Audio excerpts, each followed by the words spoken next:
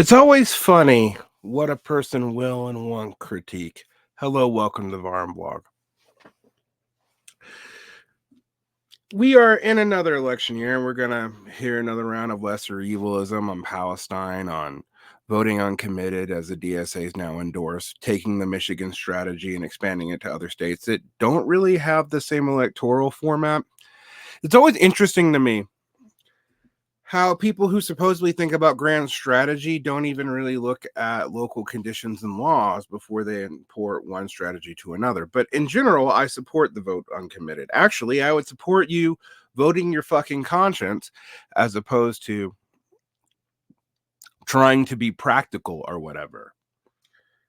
The reality of the situation is even the lesser evil debate doesn't really hold. When it comes to both trans rights and immigration, and popular opinions on both. Things have gotten significantly worse on those fronts during the Biden administration, during the Trump administration. Yes, Trump passed national laws about trans people in the well, not even laws, regulations about trans people in the military, and changed the focus back on that as it was a weak spot. But Trump also, for example, does not go nearly as far on abortion as a lot of the other candidates in the GOP. You might go, well, how is that related? My point has been that at the state and judiciary level, conditions on the ground actually got worse after Trump was out of office for those issues. And while the Biden administration on immigration at first kind of liberalized, but then immediately picked back up Trump's policies, adopting them almost wholesale, and on trans rights, fought not really very much to do anything about the judiciary in any significant sense. No attempt at Supreme Court reform was tried, etc., etc. Now, some of these are obvious political failures, and others of these we actually know that they don't care. The long array of Democrats on immigration, that was a strategy picked up starting in 2006 to build a coalition against George Bush's failure to get a more liberal form of immigration reform through a Republican Congress. On abortion, one smells the strong whiff that Democrats realize that they can use abortion being federalized as a means to activate voter bases in red states. So there's no incentive for them to change that, as I've said many times. On trans issues, despite making some particularly weird language points in the beginning of his administration, they've largely let this be handled by states with just rhetorical opposition. Now, during 2016 to 2020, which feels like a million years ago to a lot of people, but let's remember that we're dealing with 8 years ago, and the trends at the end of the Obama administration as well, there's a massive mobilization against anti-fascism, picking up the language of the resistance, taking the language of the resistance from leftists in the 90s and aughts and appropriating it to the resistance against Donald Trump, giving the entire thing a radical veneer. And the millennial left grew massively during this time period. It's not the first time this happened. The left grew massively during the opposition to Reagan, too, and was ultimately liquidated and normalized. With many of the people in both the New Left and the later New Communist movement entering deep political life in a real way, beginning in the 70s, but in droves in the 80s. Very few people ask what happened to them. So you come up again with Biden and Gaza and these wars. We come up to the fact that we should not be surprised that the Democrats acting the way Democrats have traditionally acted towards wars. and you try to sell me on policies. Well, I hate to tell you, but the American economic growth overseen by Democrats, by and large, has benefited the ultra wealthy. And it will under Republicans too. It'll just be a different set of ultra wealthy. Robert Brenner's political capitalism, whatever he means by that, does have a notion of truth that who gets the government contracts decides who gets to set up monopoly conditions. So now the focus on old commodities is not a really good way to make massive amounts of wealth. And it also means that economic reprisal can be very real. Look at the situation with the UAW. The UAW is trying some radical things, but it is Sean Fain is also clearly lining up endorsing Biden what would seem prematurely, and it clearly is in regular contact with the administration. So much so that in September, Trump said the UAW would be decimated if they don't endorse him, which of course they wouldn't. But in some real ways, what Trump is implying there is auto policy is increasingly government federal development policy, since there's not a whole lot of money in it. It's not a huge sector of the working class anymore. Yes, there's 300,000 people in the UAW, 200, 300,000, somewhere there, triple to what's in the DSA, for example. But again, to remind you, laws of large numbers, you're in a country of 320 million, 200 million of them are working age. And despite the fact that every market indicator should actually indicate that workers should be in a better position to negotiate salary, and that despite what Jerome Powell has said he's trying to do by raising interest rates, as if interest rates don't also pay out to people, not just in, which ends up being just a different kind of regressive wealth move, both QE, which protects certain kinds of investments, and high interest rates, which pay high interest rates to large bondholders, which are mostly rich people within the United States, holds both of them end up being ways to just pick the different sectors that do well in a reorientation of the economy.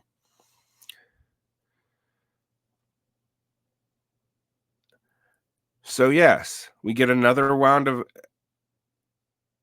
of lesser evilism and also promises of Wonktopian Wank based on aggregate stats. Even someone as smart as Freddie DeBoer asking me, I don't understand why people perceive the economy as doing unwell. And I'm like, well, because for almost every person I know, to maintain their lifestyle requires them to earn more money than they can unless they had property before 2019. In other words, people are in a Red Queen game, running faster and faster and faster to stay in place, while a few very rich do less and less. And that doesn't change depending on who runs the White House. It's just which rich people get the goods. The reality of the situation is that we're in a pre-political moment, or we're in a post-political moment. One movement blew its wad too early, to use a vulgar metaphor, and the next movement does not exist yet, or has existed in fragmented and limited ways.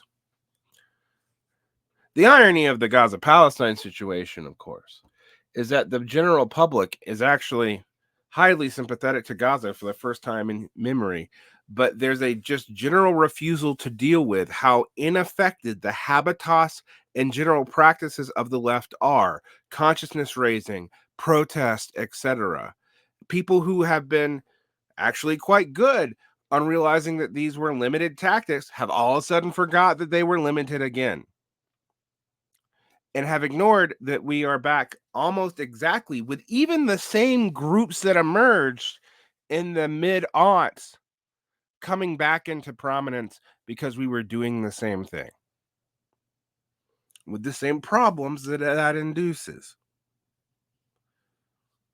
We also see a larger trend of counter-systemic movements, and I want people to understand this. There's been some pushback on me when I say that this is not just a left problem, it's a broader social problem. It's I'm trying to protect the left. Actually, the left's failure to transcend broader social issues is important. But when people try to replace this into some ideology or class habitus unique to the left and then ignore that it is a general social trend, what they are doing is ignoring the actual cause of the trend. Oh, but tu quoque. Tu quoque only applies in a debate against a person oppositionally. If I'm not arguing with a right winger, it is not you did it too to point out that right wing people have the same problems. In fact, to complain about that is actually itself an interesting form of self defense. But no, what I'm getting to here and what I want people to understand is it is a big deal that the left cannot transcend the conditions of general society. That's what it actually aims to do. And in some ways, the right does not aim to do that. It's never claimed to. Well, depending on which right, we need to be fair about this. But in general, conservatives have a easier standpoint for winning. It's just the truth.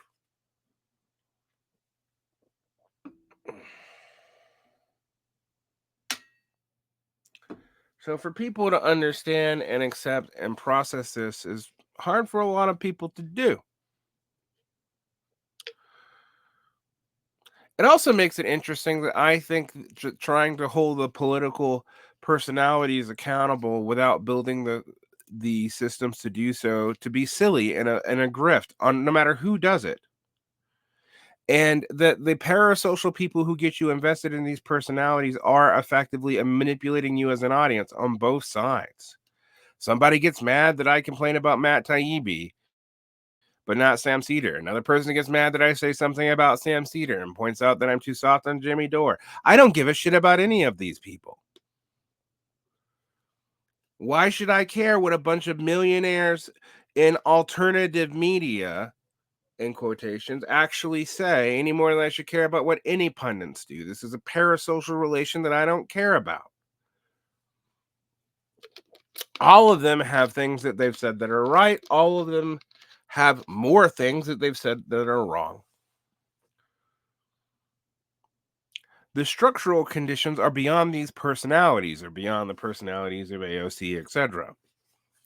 As I said recently to Sean KB in an episode of Diving into the Wreckage, those who actually maintain their principles will get the accolades of being irrelevant and controlled opposition. You can be a Barbara Lee or a Dennis Kucinich or Rashida Tlaib. You actually serve a function in the Democrats by being there and by being marginalized and by being a voice of truth who has no real effect. So when you come to me and say we should be voting for Biden off of harm reduction, and what harm has been reduced? In fact, what has happened is the terms of this transition out of the 90s and aughts neoliberalism is being set by the right. It is normalized by the center left, and the right moves further right, meaning that strategically they have set the terms of the debate. Even if we are no longer in the period of the 80s to 90s where everyone was just reacting to movement conservatism as the fundamental real politic of the United States, even if that is over, and the left has had real influence on center left and liberal discourse, and it has. Do not deny that to yourself. It has, and it's not been for the better. The worst elements of the left have been recuperated, including the focus on the industrial working class, an incredibly declining part of society, which no matter what you do, you're not going to undo the automation gains. Your Fordism is never coming back. It's not. It is time to accept that. And that's just a nostalgia at this point for a world that most of you have never known.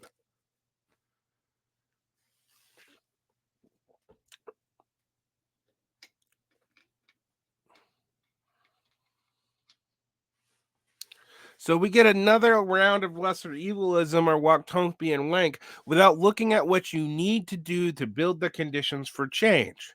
Yes, some of them are ideological. Yes, some of them are not just trashing every single value of liberty or whatever that's ever come out of the West or the quote Enlightenment. But we always know that there's a double-edged sword to those things. Our critique has never been that though this is wrong, our critique that has been that it was mystified in the terms of things like natural rights, which do not exist, or it was hidden. So the only thing left viable for liberalism is atomized individualism accepted by almost all parts of society. And if anything, there is a movement on the right that has finally realized that Daniel Bell's warning in the 60s that their endorsement of a kind of capital that was melting their life away uh, was going to be a real problem. It has finally come to fruit, but they don't have any idea what to do with it. Neither do we, though. And that is the bigger issue. The millennial left, or whatever these left movements, whatever you want to call them, if you want to move away from generational language because it like makes you feel good to pretend that one social construct isn't real while a bunch of others that are equally constructed socially are, make yourself feel better, you can. We can do that with a number of things. Here's the reality of the situation. The Democrats are becoming a party of the educated more than anything else. Both parties are parties of political crony capital. There's almost no way around that.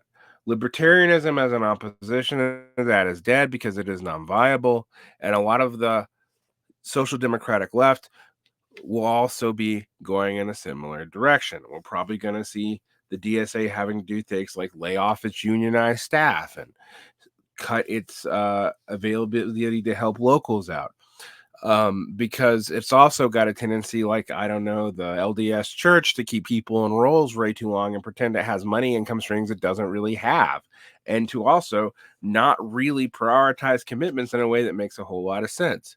There will be a battle for the survival of the DSA, but it is likely continuing to atrophy and die in front of us.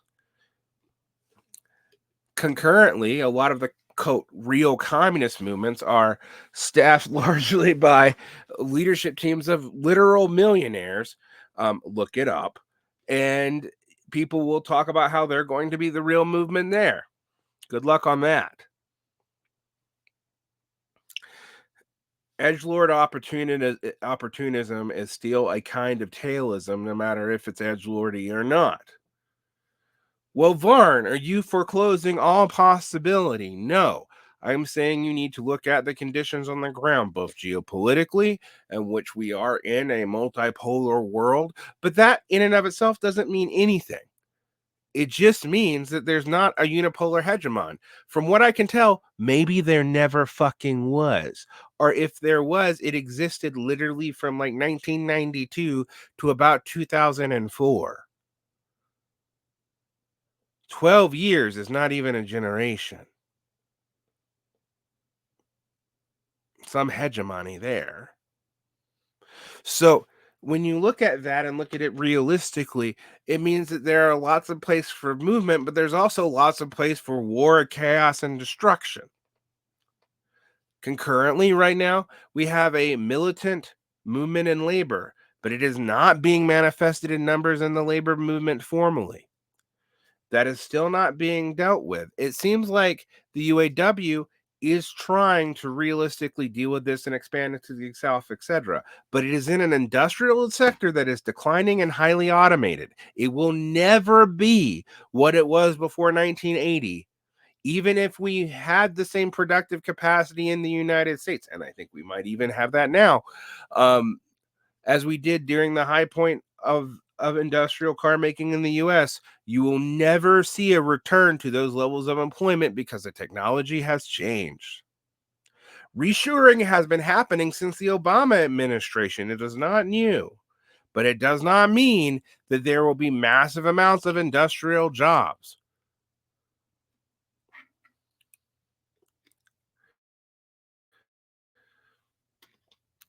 So yes, we have another round of Wonktopian and Neoliberalism, and yes, we also have the other thing that comes up perniciously and left in the crime, which is hyperbolically binary choices.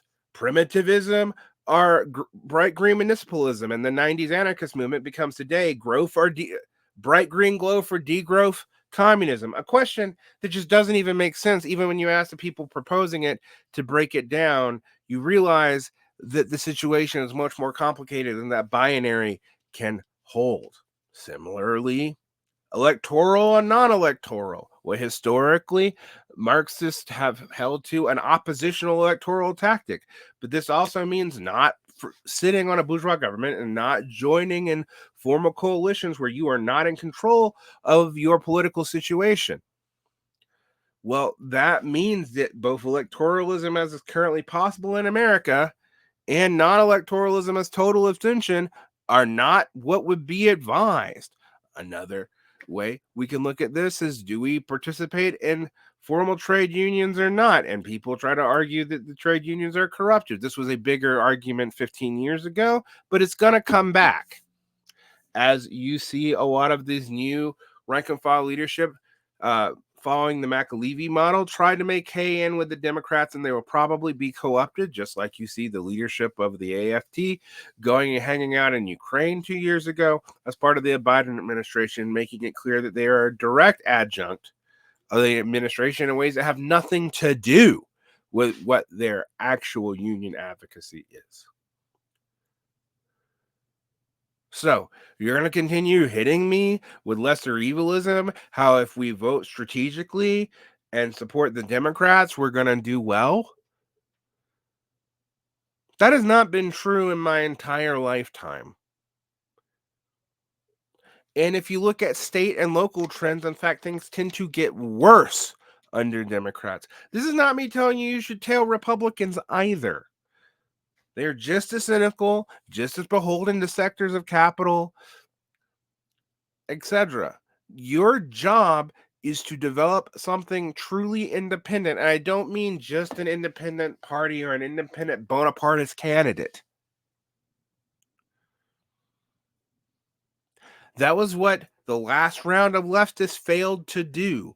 They either were too horizontal or they were too verticalist, but unable to build any vertical institutions on their own, subsumed themselves to the same NGO and party networks they were critiquing from moment one.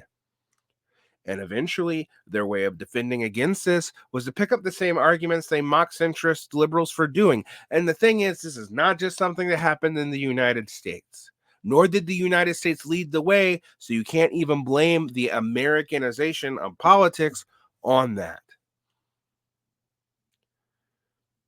Now, I've said many, many times it's time to grow up, particularly when talking about really hard things like war, etc., and strategic options and likely victimhoods and victories.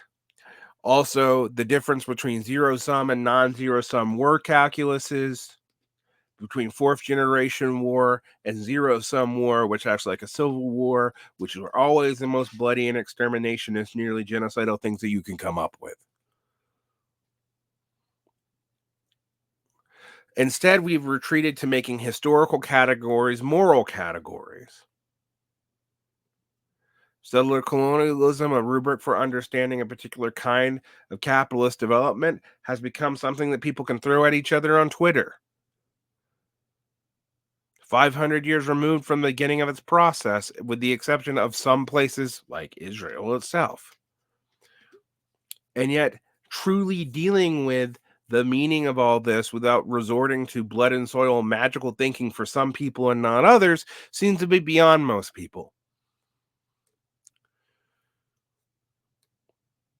People don't want to make it all cohere. And I say they don't want to because when presented with information that would allow them to do so, they block out the parts that they don't like. And again, this is not unique to any one ideological trend, but it affects the left disproportionately because it has the most elaborate intellectual and moral frameworks for doing so.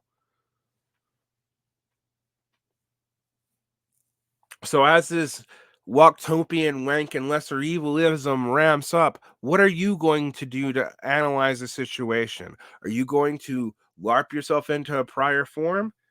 In some ways, that's inevitable, as I've said before. People always pull from the past and play at it until it actually becomes real. But in another sense, there's this sectarian beholding to the past, as if you could do it here in ways that doesn't make any sense. And it shows that most people are viewing this as an identity of which they adopt online, not as a real politics, because the real politics would require you to adapt and change to the real situation to survive. The sectarian doesn't have to do this because they are irrelevant. And on that note, like and subscribe, hit the bell. We have a Patreon. I give more stuff there. Have a great day. And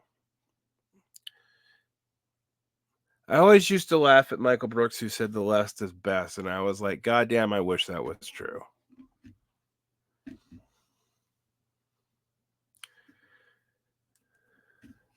And on that note,